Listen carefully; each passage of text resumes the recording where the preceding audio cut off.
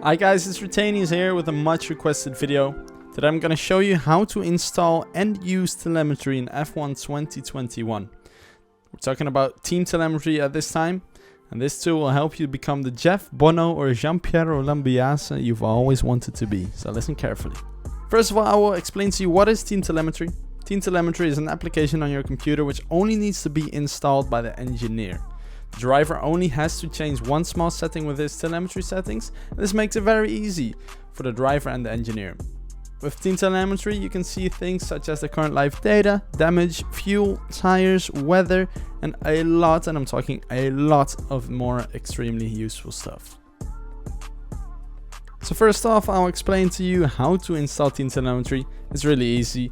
I'm gonna post a link in the description which will bring you to the website, or you can search up the website yourself. When you're on the website, you want to go to download right here. You're gonna need to log in using an email and a password. You can make one yourself if you don't have one yet, but just pressing the register button, just make a quick account and log in, and you'll be able to download the newest version of TeamTelemetry. When you're all logged in, you'll land on this page. All you need to do is click the download button on the top of the page at the F1 2021 game. If you play an older game, you can also have telemetry. Just download the 2020 or the 2019 or 18 version if you still play that. It works kind of the same, but for now we're just going to focus on the 2021 game. All you need to do then is follow the downloader and installer, and you'll have this, the TeamTelemetry for F1 2021. We're going to want to make sure it's the newest version, so if it hasn't asked you already to upgrade to a newer version, just check, go to options, update, and press the update button right here. If you've done that and it's the latest version, we're good to go. Now I've got the latest version of TeamTelemetry, you can start using it. And this window on the right over here, this is the heart of TeamTelemetry. If you close this window, you will close the entirety of TeamTelemetry, so don't close this when you're using this. But this window right here is the heart of TeamTelemetry. It has all the options for you, and the options as well, and also some different features that we're not going to talk about just yet. So if you want to use TeamTelemetry for yourself, you're going to need to use these settings in your own settings. Go to settings, telemetry settings, and you'll be able to fill that in. Make sure you copy these exact settings. If it still doesn't work, you may want to do port forwarding and open your port 2777 and open it up to receive and send. If you want to use TeamTelemetry to engineer somebody else, which is what I do, is you want to go to Google, fill in what's my IP, then give your public IP address to the driver you're engineering. There's unfortunately not another way. You're actually going to have to give your IP to the driver you're engineering, so you're going to have to need a little bit of trust with that driver. So when you've given your IP to the driver is going to go to these telemetry settings, copy everything that's completely same, go to UDP IP address, and the driver will fill in your IP address on the UDP IP address. Make sure the rest is all the same as shown in this video clip, and you should be good to go. If it still doesn't work, you may want the driver to open their port forwarding to 2777, and that might solve your issue.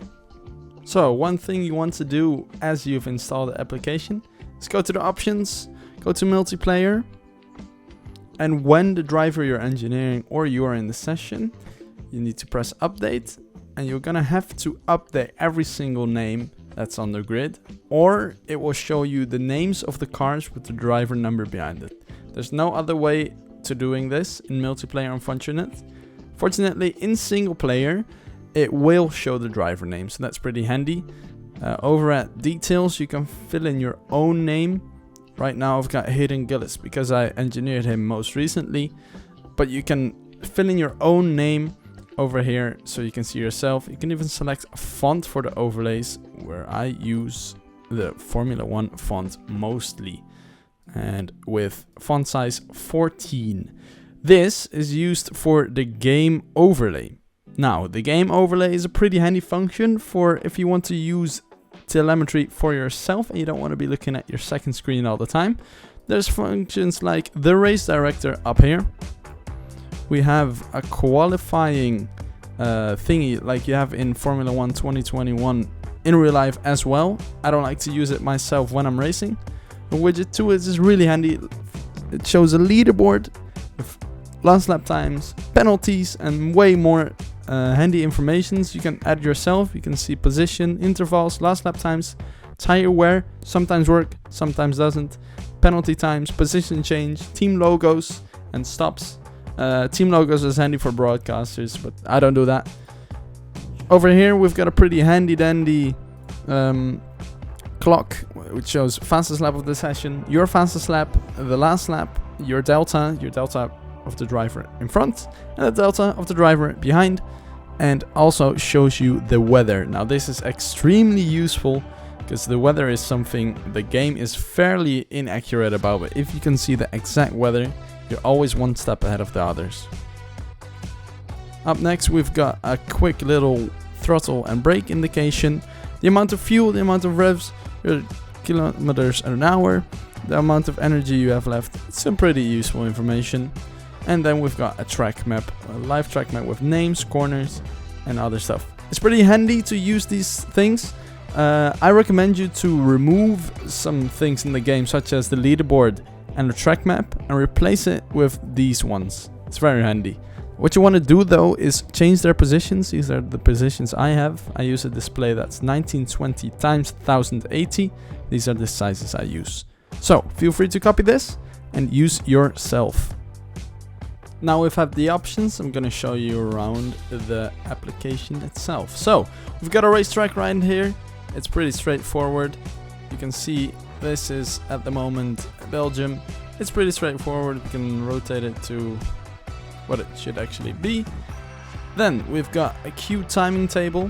When there is a qualifying session, it will show you a lot of handy information. It will show you the fastest lap, the gap between each others, sector 1, sector 2, sector 3, how much laps they've driven so far, the tires they've driven the lap on, and the status, and of course the position.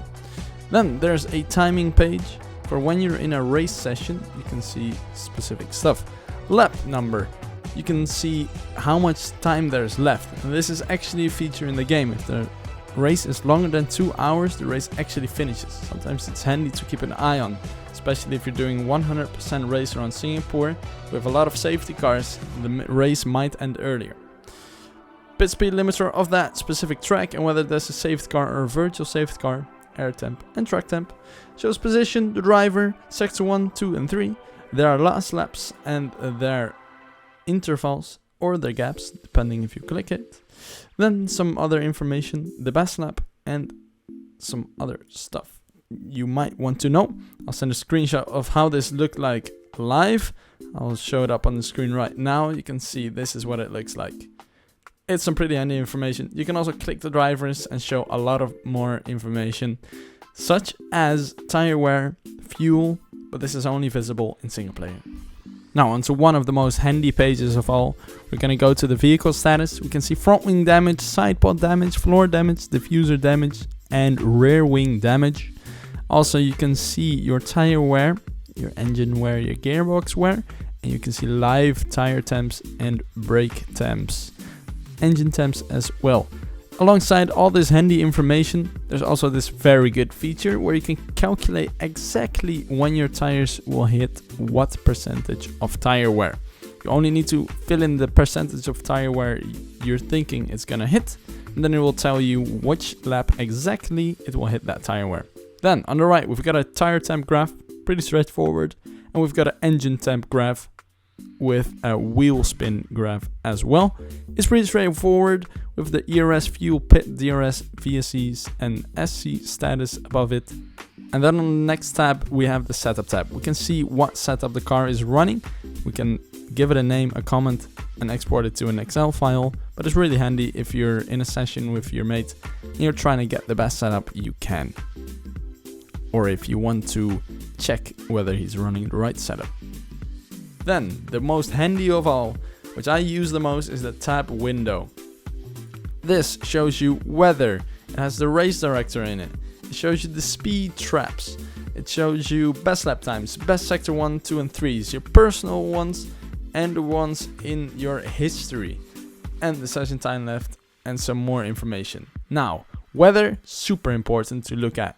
It will show you when it will rain, how much it will rain, and you will know when to switch to the right tires, unless the other guys who have to talk to Jeff and make the wrong call.